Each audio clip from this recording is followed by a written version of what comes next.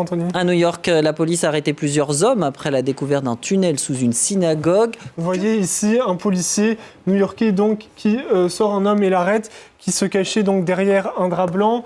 Avec, là, vous voyez donc des affrontements dans la...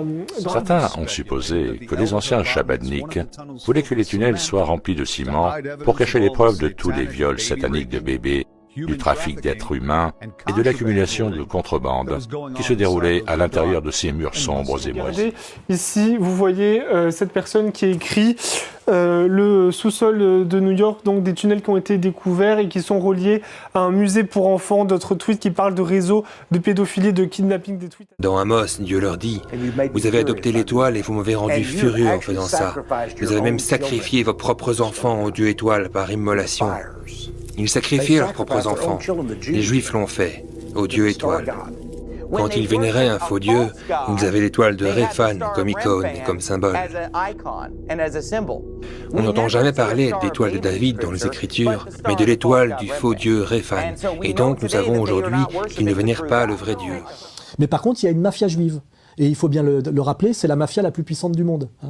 Elle règne sur des tas de choses. Et les films hollywoodiens qui montrent systématiquement la mafia italo-sicilienne, c'est pour cacher que la plus grande des mafias est juive. Elle règne sur le trafic d'organes, par exemple.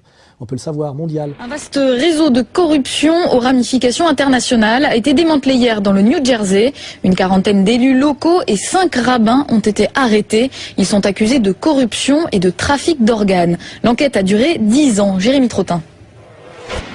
Une trentaine de maires et d'élus du New Jersey arrêtés.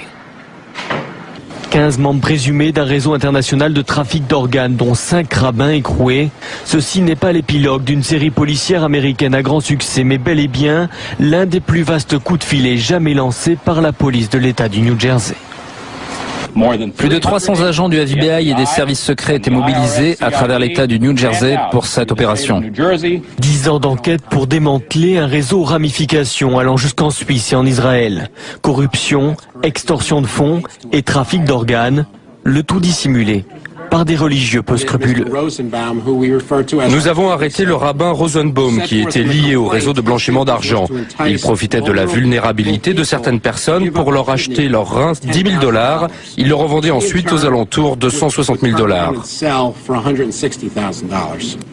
Les suspects encourent entre 5 et 20 ans de prison. À quelques mois de l'élection des gouverneurs, les autorités du New Jersey assurent que ces arrestations ne sont pas politiques.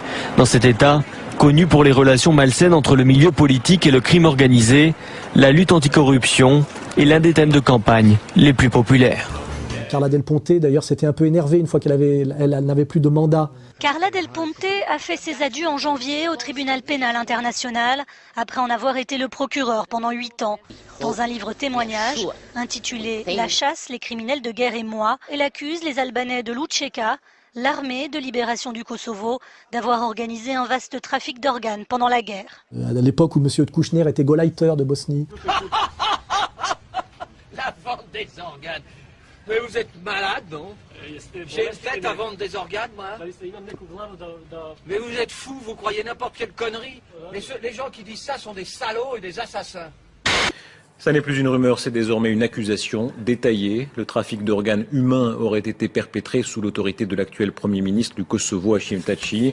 Le rapport du Conseil de l'Europe décrit la filière et la sinistre maison jaune où les opérations auraient été pratiquées. Les maisons jaunes, c'est quoi les maisons jaunes? Quelle maison jaune?